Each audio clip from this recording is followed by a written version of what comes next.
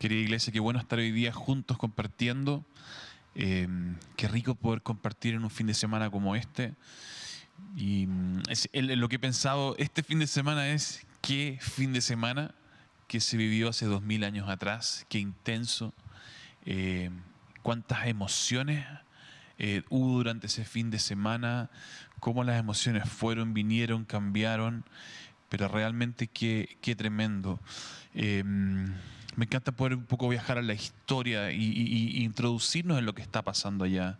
Los discípulos vienen de haber estado caminando con Jesús durante casi 3 años, así que son 3 años, estando todos los días juntos, compartiendo, haciendo vida juntos.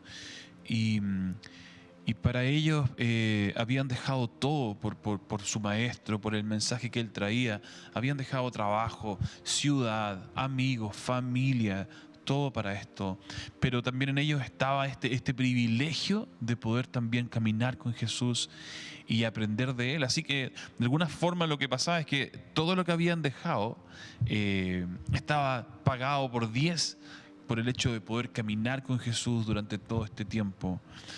Pero en pocas horas Jesús fue arrestado, fue enjuiciado, fue azotado y fue crucificado.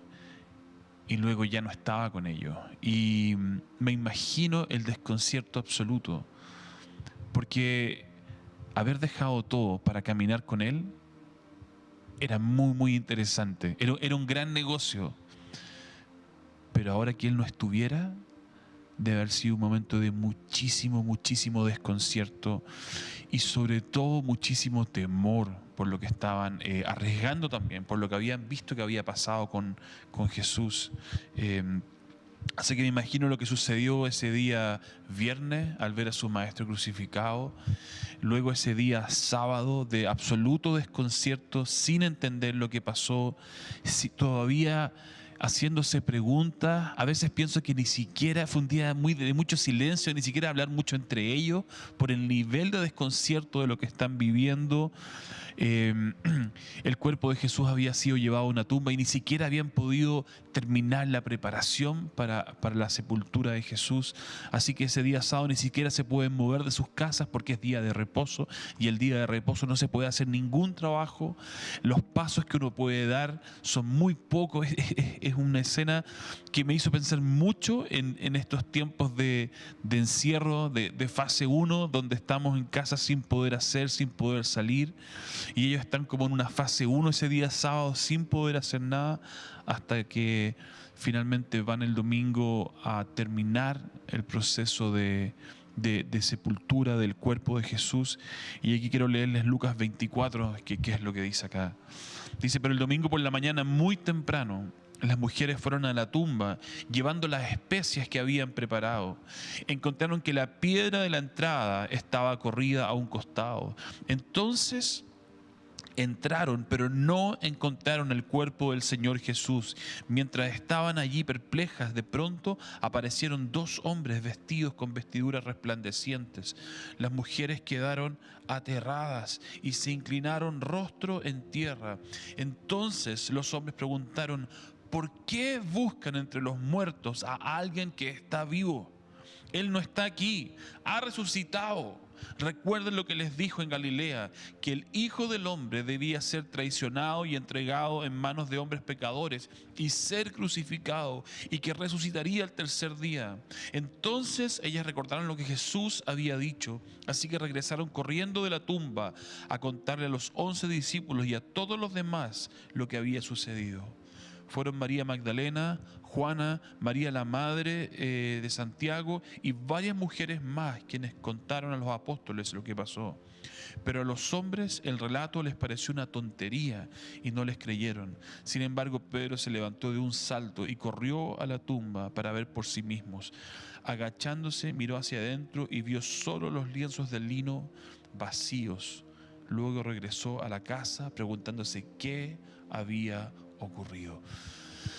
Me encanta el relato, y ustedes pueden seguir leyendo el resto del capítulo 24 en Lucas, porque ahí también aparecen distintos diálogos, pero es hermoso.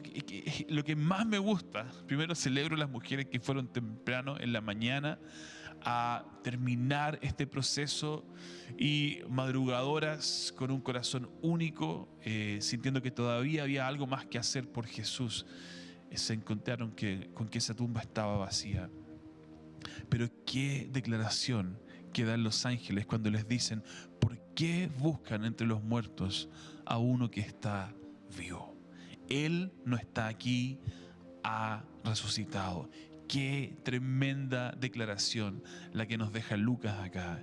Qué tremenda declaración que Él ha resucitado. Qué poderosa verdad para nosotros. Jesús venció la muerte. A veces creo que no logramos dimensionar lo que significa esto, pero Él venció la muerte y la muerte ya no tiene poder sobre Él y tampoco sobre nosotros. Somos libres del poder de la muerte. La muerte ya nunca más será el fin para nosotros. Es simplemente un comienzo nuevo, una nueva etapa. Y esto es relevante que podamos entender y abrazar lo que significa la resurrección de Jesús y lo que simboliza para nosotros.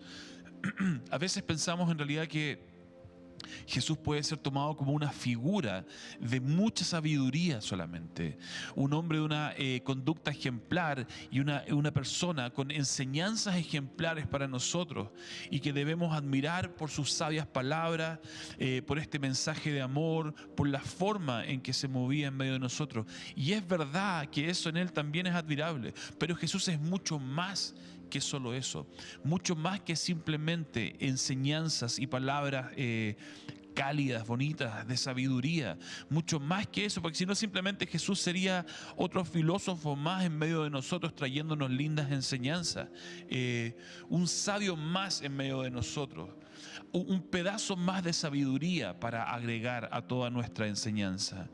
Pero difícilmente eso podría transformar nuestras vidas de la forma en que Jesús quiere transformar nuestras vidas. Difícilmente, si Jesús solamente es un montón de sabiduría, difícilmente eso nos pueda llenar de esperanza, de paz, de expectativas y de un sentido profundo de propósito en nuestra vida. Si Jesús no venció la muerte, entonces tampoco yo tengo victoria. Si Jesús no resucitó hace 2000 años atrás, entonces tampoco yo voy a resucitar. Tampoco yo podré experimentar eternidad. Y entonces, ¿qué esperanza tengo para después de esta vida? Como dijo Pablo en 1 Corintios 15:32, si los muertos no resucitan, entonces comamos y bebamos, que mañana moriremos. Muy clara tiene Pablo: si es que no hay una vida eterna, si es que no hay resurrección para nosotros, entonces no hay nada después de esta vida. Por lo tanto, gastemos nuestra vida en los placeres que queramos hoy día y punto, porque mañana vamos a morir y hasta ahí llega todo. Sin resurrección no hay propósito para nuestra vida. No hay un propósito eterno, sino solo cosas pasajeras. Es prepararnos para vivir una vida triste y solitaria, que parte en una sala de hospital al nacer y termina en otra sala de hospital al morir. ¿Qué propósito podríamos encontrar si es que no abrazamos la idea de la eternidad, la realidad de Jesús venciendo la muerte, resucitando y trayendo este regalo a nosotros? ¿Qué otro legado podría haber ahí? ¿Qué otra cosa? ¿Dejar un legado? ¿Dejar una enseñanza? ¿Dejar un nombre que se recuerde por siempre? ¿Creemos acaso que Jesús realmente vino a dejar un legado y que de eso se trató su venida hace 2000 años atrás? ¿Una historia para recordar? Pero Mateo dice que el Hijo del Hombre no vino para que le sirvan, sino para servir a otros. ¿Y vino para qué? Para dar su vida en rescate por muchos. La vida de Jesús vino a esto, a dar su vida en rescate de muchos. Este es el centro del mensaje de Jesús. Jesús no vino a dejar simplemente sabiduría y buenas enseñanzas, que sí lo hace, sino que vino a dar su vida y luego resucitar, vencer la muerte, para que nosotros también entonces tengamos su victoria y podamos disfrutar de lo que Él ha conseguido para nosotros. Si realmente Jesús resucitó, entonces todas sus promesas son verdaderas. Y podemos correr a ellas y abrazarnos a ellas.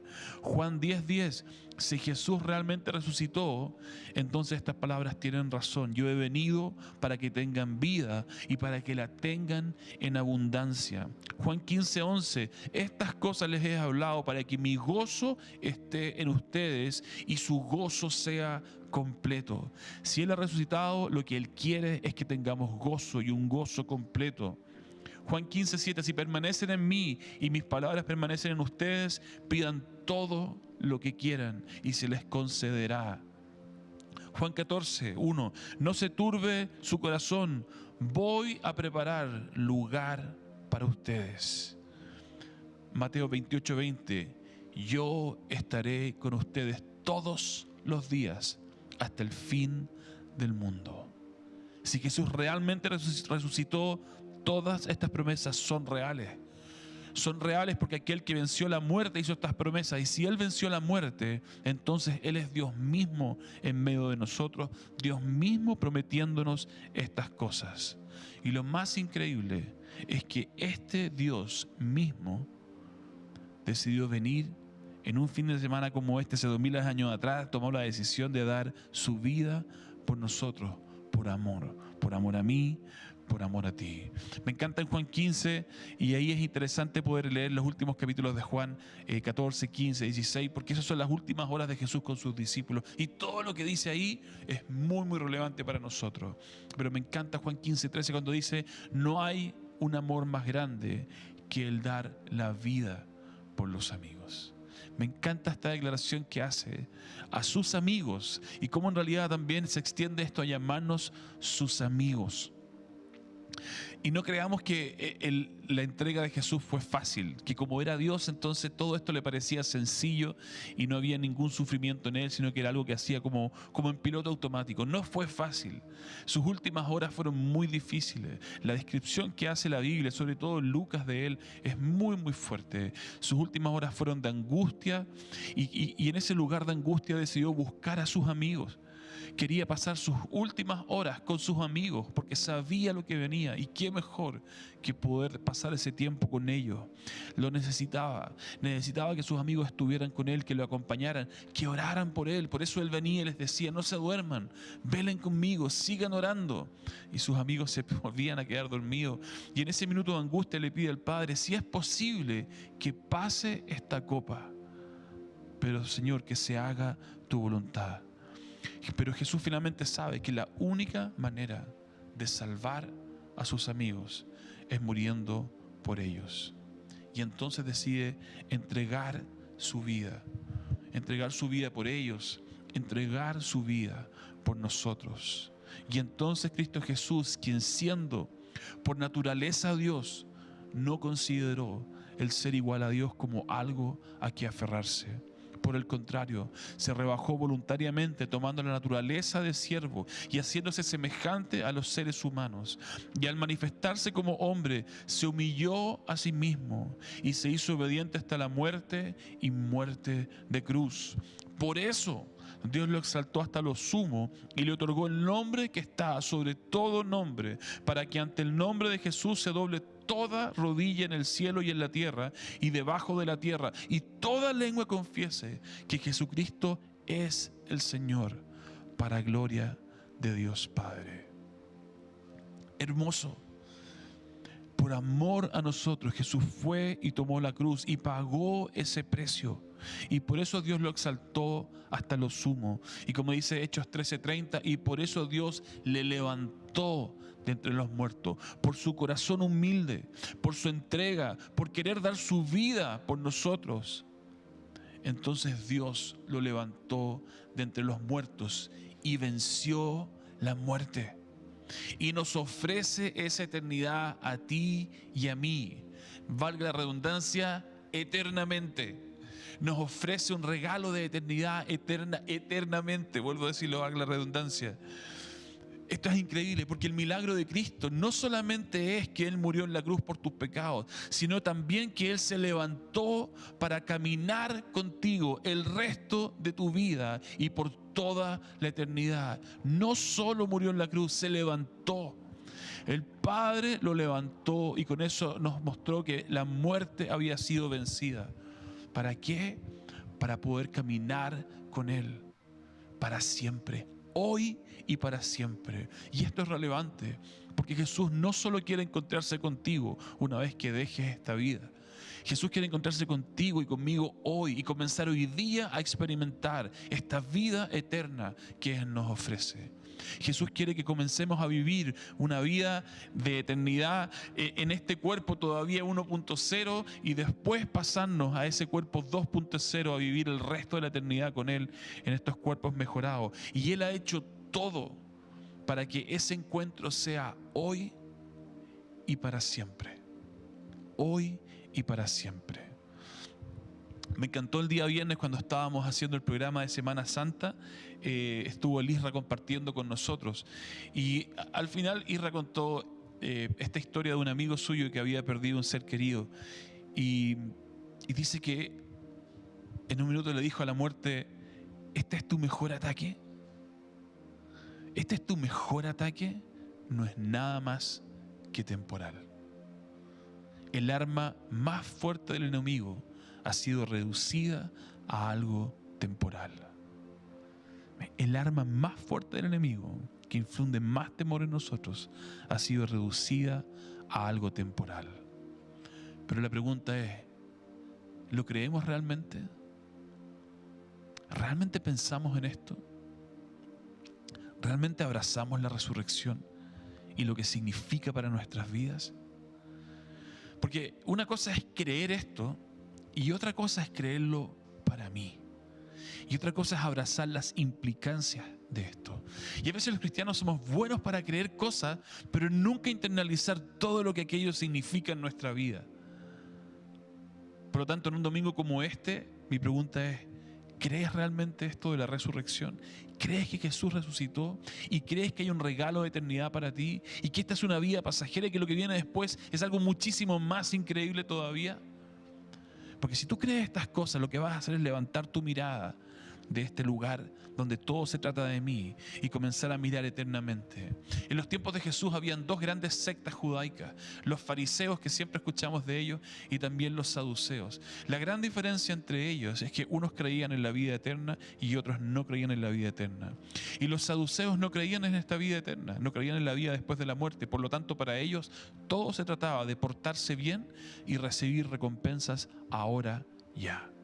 Así que los saduceos eran la clase más rica que había en medio del pueblo judío. Pero los fariseos lo que buscaban eran las recompensas que vendrían después.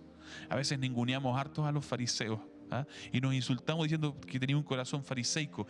Pero ellos tenían una visión que los saduceos no tenían, que era de la vida eterna. Así que mientras unos simplemente cosechaban tesoros para el hoy, habían otros que querían tesoros para después. Cuando nosotros creemos y abrazamos el concepto de la eternidad, el regalo de Jesús, de la resurrección que también vendrá para nosotros, entonces podemos mirar más allá y no solamente quedarnos detenidos en atesorar cada cosa que pasa en nuestra vida hoy día y retener todo por temor, sino que podemos soltar porque entendemos que hay una vida eterna con Dios, eterna con el Padre, eterna con el Hijo, eterna con el Espíritu Santo y eterna con todos aquellos que son parte de esta familia. Y eso pone una mirada muy distinta en nosotros. Me encanta 1 de Tesalonicenses 4:13. Dice: pero no queremos, hermanos, que ignoren acerca de los que duermen. Y amo cuando ocupa esta palabra de los que duermen. Nosotros ocupamos mucho la palabra morir, pero para el mundo cristiano esta es la palabra: que aquellos que duermen, para que no se entristezcan como lo hacen los demás que no tienen esperanza. No queremos que ignoren acerca de los que duermen. Queremos que entiendas la vida que hay después de la muerte. La vida que ahí explota y comienza y que quizás es la gran meta que tenemos como cristianos. No está diciendo que la muerte no puede traer tristeza. Yo creo que lo que está queriendo decir es que no lloremos como si no hubiera esperanza. Claramente cuando perdemos un ser querido hay tristeza, hay dolor, pero no lo hagamos sin esperanza. Hagámoslo entendiendo lo que viene después. hagámoslo entendiendo de que lo que viene después es esta segunda parte de nuestra eternidad. Acá estamos en la primera, pero luego vendrá la segunda parte en estos cuerpos glorificados. Y hoy día ya estamos disfrutando en los poderes de la eternidad, los poderes del reino de Dios, pero después los disfrutaremos sin límites. Podemos vivir esta vida perfecta, lo que Dios ha planeado para nosotros, lo que dice Apocalipsis, en una vida donde ya no habrá dolor, donde el dolor pasará, donde toda enfermedad dejará de estar, donde no habrá muerte, donde seremos completamente consolados y donde tendremos una comunión perfecta con el Padre. Podremos estar con Él cara a cara y disfrutar. Habremos finalmente llegado a casa, sentados, establecidos en ese lugar para disfrutar la comunión íntima con el Padre como nunca antes lo hemos podido tener. La resurrección es el cumplimiento, o más que eso, es como la manifestación total del plan de Dios sobre nosotros, de poder caminar en nuestro diseño, en lo que Él ha depositado en nosotros y poder entonces también experimentar nuestra comunión perfecta con el Padre. Lo que a veces se ve como el fin no es más que un nuevo comienzo. Y lo increíble es que Jesús nos contó esta historia y nos dejó listos y preparados, sabiendo cuál es el fin de esto. También cito a Lirra el día viernes porque me encantó el ejemplo que dio cuando habló de la final de la Copa América. La primera Copa América que ganamos cuando estábamos en los penales, la tensión que estábamos todos viviendo porque no sabíamos lo que iba a venir. Y hasta esa época Chile siempre perdía en los penales. Y cuánta angustia había, cuánta tensión, hasta que finalmente vino el resultado y bueno, fuimos campeones. Y no sé si les pasa, pero yo estoy muchas veces viendo por videos, por YouTube o por Facebook, me parece uno de estos videos, y vuelvo a ver esa serie de penales, pero como contaba Lisra el día viernes, la veo relajado, feliz, la veo como un recuerdo increíble, porque ya sé que Chile ganó. Cuando hablamos de la muerte, debiéramos hacerlo desde ese lugar, sabiendo cómo termina esta historia, sabiendo cuál es el final. ¿Y el final cuál es? Un nuevo comienzo, una vida eterna, en un mundo glorificado, en cuerpos glorificados. Un regalo que Dios nos ha dejado. Así que déjenme ir recapitulando y volver un poco al relato de lo que está pasando hace 2000 años atrás. Después de estos días viernes y sábado, el temor se ha apoderado de los discípulos. Y el temor a morir, no quieren morir. Son los primeros que van a ser buscados como los cómplices de este blasfemo que acaban de crucificar. Y esa noche, mientras Jesús es arrestado, muchos de sus discípulos corren y se esconden, tal como Jesús ya les había advertido, que iban a salir y se iban a dispersar. Pedro, que es choro, dice que no, que él jamás lo iba a hacer y que iba a dar su vida por su maestro. Pero esa noche Pedro es confrontado 3 veces, apuntado como un discípulo de Jesús, y él lo niega 3 veces, porque tiene temor, porque no quiere morir, no quiere que su vida termine. Así que finalmente Jesús es arrestado, todo se acabó. Jesús muere, ya no está, lo dejaron todo por Él y ahora no está. Y comienzan las preguntas: ¿qué hacemos? ¿Qué hacemos de nuestra vida ahora? ¿De qué se trata? Y están reunidos, juntos, encerrados, atemorizados, y finalmente Jesús aparece. Y aparece resucitado y se sienta y come con ellos, y comienzan diálogos hermosos, diálogos como los que hay con los que van camino de Emaús, diálogos con Pedro, ese hermoso diálogo donde le dice: Pedro, ¿me amas? Pastorea mis ovejas. Viene todo un proceso donde Jesús les revela que es Él que ha resucitado y que todas las palabras que les dijo en el pasado son verdaderas. Y entonces todo comienza a hacer sentido y algo cambia profundamente en ellos. Todo lo que habían escuchado durante estos últimos 3 años, muchas cosas que nunca habían entendido, que les habían dejado pasar, ahora comienzan a cobrar un nuevo sentido en sus vidas. Es que todo lo que dijo es real. Es real. Me imagino los diálogos entre ellos. Más allá de todas las frases que nos dio de tanta sabiduría, Nos dijo que iba a ser golpeado y nos dijo que iba a morir y nos dijo también que resucitaría, y nunca lo creímos y nunca lo entendimos. Y entonces estos hombres sencillos, algo está pasando dentro de ellos. Estos hombres sencillos que lo habían dejado todo en un principio por Jesús y que en estas últimas horas han estado aterrados por el temor a sus vidas, sufren una transformación profunda, profunda. ¿Cambió algo en el entorno? ¿Se acabó el peligro? ¿Ya no son perseguidos? ¿Sus vidas ya no están en juego? No, todo eso sigue exactamente igual. Nada de eso ha cambiado. Pero han visto a Jesús resucitado. Y ahora ellos saben que también son eternos. Saben que son parte de esta eternidad. Y entonces entienden que la muerte ya no es un enemigo. La muerte ha sido vencida, derrotada por Jesús, y eso cambia todo en ellos, toda la perspectiva de cómo vivir la vida. Déjenme leerles 1 Corintios 15:51 cortamente. Pablo dice esto: pero permítame revelarles un secreto maravilloso. No todos moriremos, pero todos seremos transformados. Sucederá en un instante, en un abrir y cerrar de ojos, cuando se toque la trompeta final. Pues cuando suene la trompeta, los que hayan muerto resucitarán para vivir por siempre, y nosotros, los que estemos vivos, también seremos transformados. Pues nuestros cuerpos mortales tienen que ser transformados en cuerpos que nunca morirán. Nuestros cuerpos mortales deben ser transformados en cuerpos inmortales. Entonces, cuando nuestros cuerpos mortales hayan sido transformados en cuerpos que nunca morirán, se cumplirá la siguiente escritura. El gran se lo agrego yo: la muerte es devorada en victoria.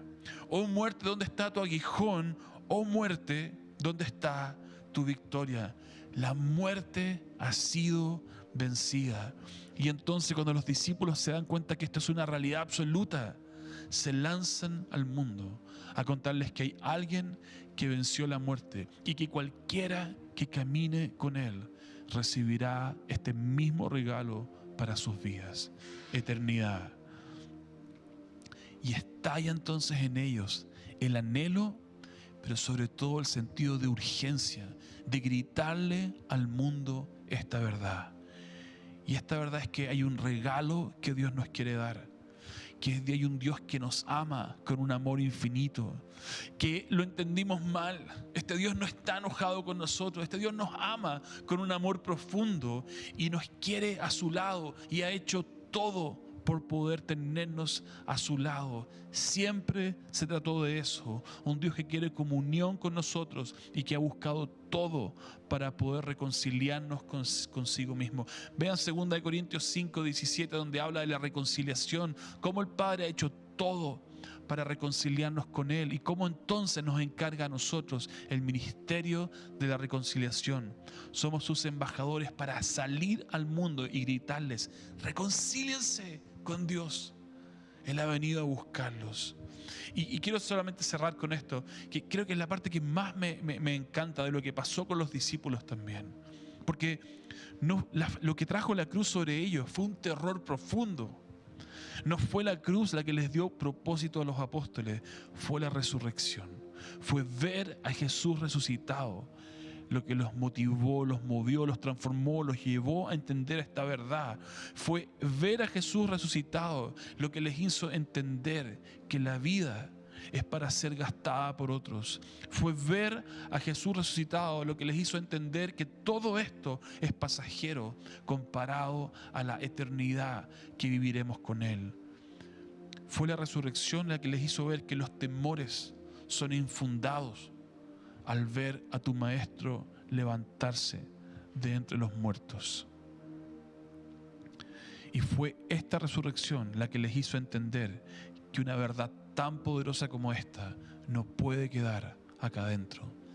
Tiene que ser gritada, tiene que ser comunicada. La gente necesita saber que hay un Dios que ha venido a buscarnos, a rescatarnos, a reconciliarnos para tener una vida eterna con Él. Resurrección es la gran señal del cielo de que el Padre ha tomado la ofrenda de Jesús y la ha aceptado por el pecado de toda la humanidad. Y entonces hoy podemos correr a Él, reconciliarnos con Él, entender que el Padre no está enojado, sino que es un Padre que nos ama y nos ama con un amor profundo. Amén. ¿Les parece si oramos un segundo? Padre, gracias por tu amor por nosotros, profundo, real, verdadero. Gracias porque no solo fueron palabras, sino que viniste a este mundo. Como dice Juan, la palabra se hizo carne y habitó en medio de nosotros y vimos su gloria, la gloria del unigénito de Dios. Y aquel unigénito fue a la cruz, murió y se levantó entre los muertos para darnos el regalo de eternidad, para darnos propósito a nuestras vidas, de llevar este mensaje donde quiera que vayamos, este mensaje de amor, este mensaje de esperanza, este mensaje de propósito de vida. Gracias, Padre, por tu amor tan profundo, Señor. Gracias, Jesús, por tu sacrificio en esa cruz. Aún estando acá, 100% hombre, entendiendo el dolor de lo que vendría. Gracias por haber caminado en esta dirección. Como dice Juan 13, en tus últimas semanas, habiendo amado a los suyos, los amó hasta el fin. Una semana antes comenzó tu caminar hacia donde sabías que tendrías que dar tu vida por nosotros. Gracias, Jesús. Amén. Querida iglesia, vamos a tener un tiempo también de Santa Cena. Así que si tienes tu copa, tu pan, te invito a que lo puedas sacar.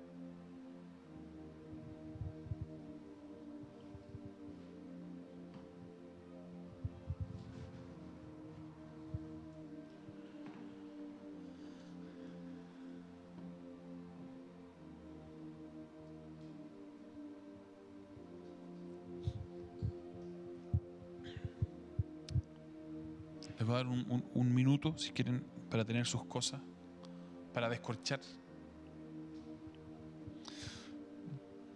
Y quiero leerles un pasaje que está en Lucas 22 porque he pensado, sabiendo que teníamos Santa Cena hoy día, justo lo que Jesús hizo horas antes de ser arrestado y de todo lo que vendría ese fin de semana.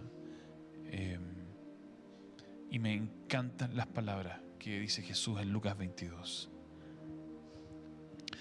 Lucas 22:15 dice esto: he tenido muchísimos deseos de comer esta Pascua con ustedes antes de padecer, pues les digo que no volveré a comerla hasta que tenga su pleno cumplimiento en el reino de Dios.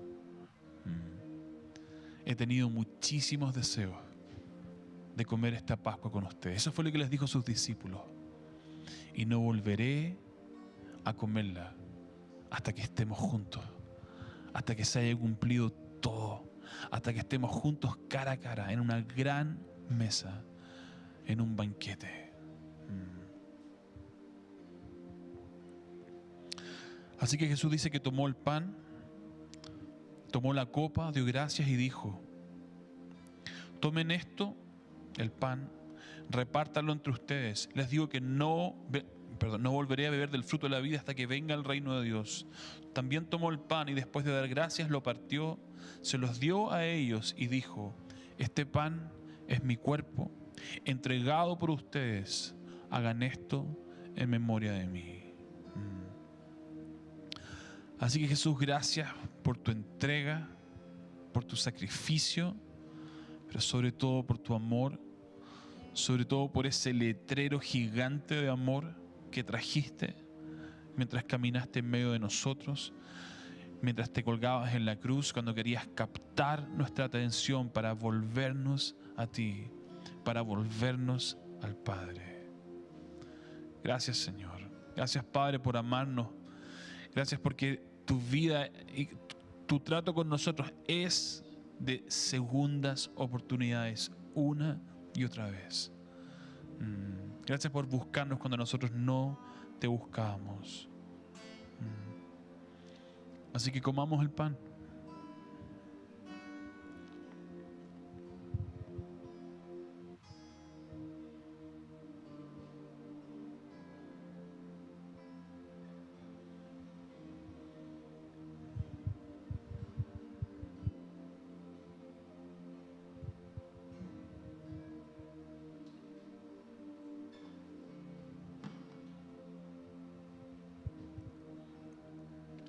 Luego Jesús esa misma noche, dice el versículo 20, de la misma manera tomó la copa después de la cena y dijo: esta copa es el nuevo pacto en mi sangre, que es derramada por ustedes. Gracias por este pacto. Gracias por el pacto que has hecho con nosotros. El pacto de gracia. Un pacto de amor. Gracias por venir y buscarnos y rescatarnos y hacernos tuyos, eternamente tuyos. Bebamos el vino.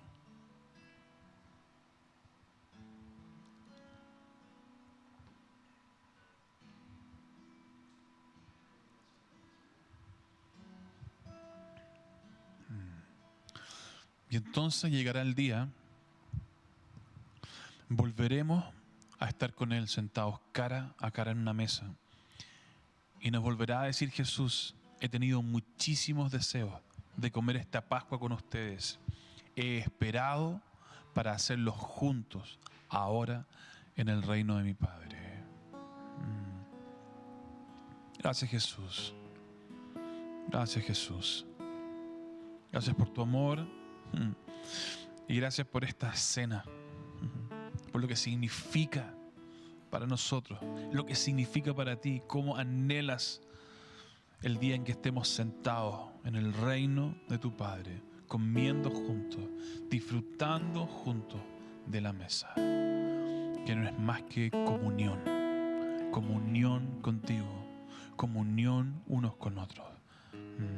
Para eso nos has venido a buscar, para estar juntos y disfrutar de tu presencia, de tu amor, de los regalos que tienes para nosotros, Señor.